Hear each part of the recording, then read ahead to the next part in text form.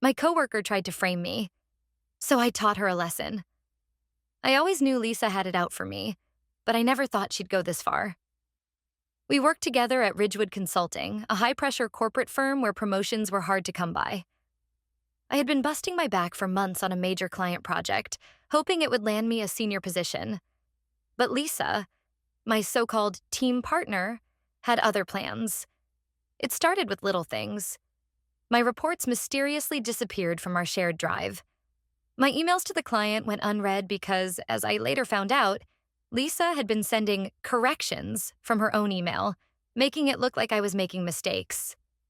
At first, I chalked it up to tech issues or miscommunication. But then, my manager, Mr. Calloway, called me into his office.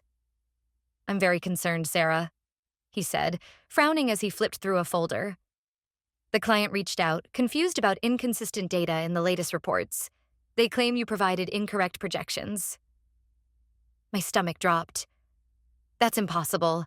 I double-checked all my numbers. He slid the papers toward me. Sure enough, they were my reports, but the numbers had been altered. I recognized the formatting. The edits were subtle, but I knew they weren't mine. "I didn't change these," I said firmly. Calloway sighed. "Lisa forwarded them to the client after reviewing your work. Are you saying she tampered with the numbers?" I swallowed hard. I couldn't accuse Lisa without proof, but deep down, I knew. That night, I stayed late, combing through our shared work files. And that's when I found it. A folder marked drafts in Lisa's personal drive. Inside were multiple versions of my reports, some with the correct numbers and some with the altered ones. She had been planting evidence against me. If Lisa wanted to play dirty, I was about to teach her a lesson she wouldn't forget. I stared at the screen, my heart pounding. Lisa had been sabotaging me, deliberately.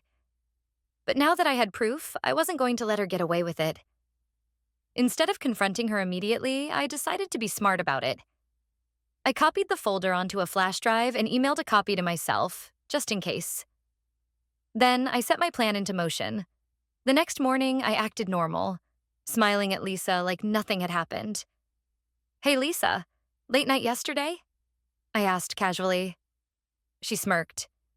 "Yeah, you know how it is. Cleaning up mistakes." I clenched my fists under the desk, but kept my voice light. "Well, I think things are about to get really interesting." At 10 a.m., we had a team meeting with Mr. Calloway and a few senior managers. The perfect opportunity. "Before we begin," I said, standing up, "I'd like to clear up some confusion about the recent client reports." Lisa shot me a sharp look, but I ignored her. I connected my laptop to the projector and pulled up the folder from Lisa's drive. I found these drafts in our shared system. As you can see, the numbers were changed and the edits were made under Lisa's login. A silence fell over the room. Mr. Calloway leaned forward. "Lisa, do you have anything to say about this?" Lisa's face went pale. I don't know how those got there. Sarah must have..." I cut her off. "I also have timestamps showing when the changes were made, and conveniently they line up with the times you were logged in." One of the senior managers, Ms. Green, folded her arms. "Lisa, this is serious. You were trying to frame Sarah?" Lisa stammered, but her voice was weak. "I was just fixing her mistakes." Mr. Calloway's expression hardened. "We'll be having a private discussion about this." Lisa was escorted out of the meeting. By the end of the day, HR confirmed she was suspended pending an investigation.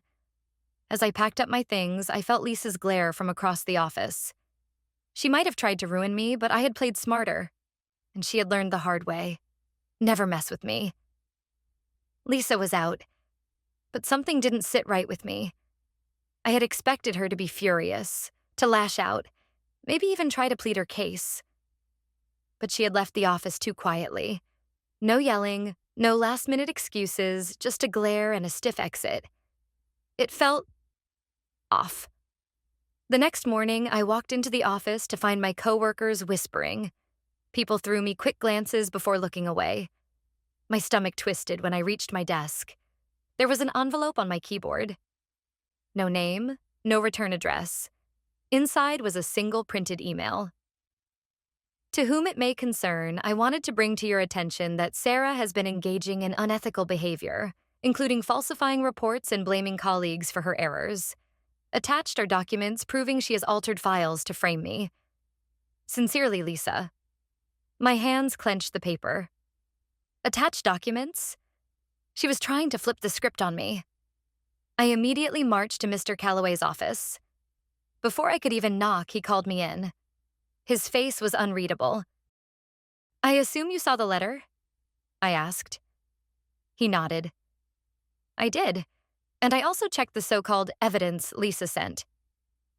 He leaned back in his chair. It's sloppy. The metadata on her files shows she modified them yesterday after our meeting. She clearly doctored them to make it look like you were behind everything. I exhaled in relief. So you know she's lying? Oh, absolutely. He sighed. But she didn't send this to just me. She emailed it to senior management and HR too. Now they want a full internal audit. A chill ran down my spine. Lisa was going down, but she was determined to take me with her. I won't let her get away with this, I said, my voice firm. Calloway nodded. Then I suggest you prepare, because this isn't over yet. Lisa wanted war? Fine. She had no idea who she was messing with. Lisa had made her move, but she'd underestimated me. If she wanted a war, she was going to lose. After leaving Mr. Calloway's office, I sat at my desk, deep in thought. An internal audit meant I had to prove my innocence beyond any doubt. And knowing Lisa, she'd already twisted the narrative to paint herself as the victim. That's when it hit me. Lisa was predictable. She was sloppy, and more importantly, she was desperate. I pulled out my flash drive with the original evidence of her tampering and started digging deeper. I knew she had been working remotely for a few days before this whole thing blew up. If she had accessed company files from home, there would be a digital footprint. I reached out to my friend Jake in IT. Hypothetically, I said, leaning against his desk, if someone were falsifying documents from a personal device, would there be a way to prove it? Jake smirked. Hypothetically? Yeah. If they logged in remotely, their IP address would be recorded. Also, if they modified timestamps, we could compare the server logs to actual system activity. But you'd need approval to access that level of data. I grinned. What if I told you HR is already investigating this person? Jake raised an eyebrow, then chuckled. Well, in that case, give me an hour. While I waited, I prepared my case. I printed every email Lisa had sent the client without my knowledge, highlighted the changes she made to my reports, and compiled screenshots of the draft folder I had discovered. An hour later, Jake messaged me. Got something. Lisa logged into the system from home and made changes on her personal laptop 2 hours after she was suspended. And get this, she tried using a VPN, but it glitched, so her actual IP is still in the logs. I couldn't help but smile. She had basically handed me the final nail for her coffin. The next morning, I walked into the HR office with a neatly organized folder and a confident stride. Lisa was already there, arms crossed, looking smug. But her face fell the second I dropped my folder onto the table. I hope you don't mind, I said, but I brought a little extra proof. Lisa's confidence wavered as I walked the HR manager through everything. Step by step, file by file, timestamp by timestamp. When I showed the log data proving Lisa had tampered with files after her suspension, the color drained from her face. HR exchanged looks. Mr. Calloway sighed. Lisa, do you have anything to say for yourself? Lisa opened her mouth, then closed it. She had nothing. By the end of the meeting, Lisa was terminated effective immediately. But that wasn't enough for me. I made sure she left the building with security escorting her out, right past all our coworkers. And the cherry on top? I found out later that Lisa's attempt to frame me backfired so badly that word spread to other companies in our industry. Good luck finding another job, Lisa. Lisa was gone, fired, humiliated, and blacklisted from our industry. I should have felt satisfied. I should have been celebrating. But something didn't sit right. A week after Lisa's departure, I received an email from an anonymous sender. The subject line sent a chill down my spine. You think you've won? I hesitated before clicking it open. Sarah, you think you've beaten me, but you have no idea what's coming. Enjoy your little victory while it lasts. I stared at the screen, my fingers tightening into fists. Was this an empty threat, or was Lisa actually planning something? I wasn't about to wait and find out. I reached out to Jake in IT again. Hey, remember how you helped me last time? Jake grinned. Lisa related? Of course. What's up? I showed him the email. He quickly pulled up some tracking software. She used a throwaway email, but oh, Lisa, you idiot. She didn't use a VPN this time.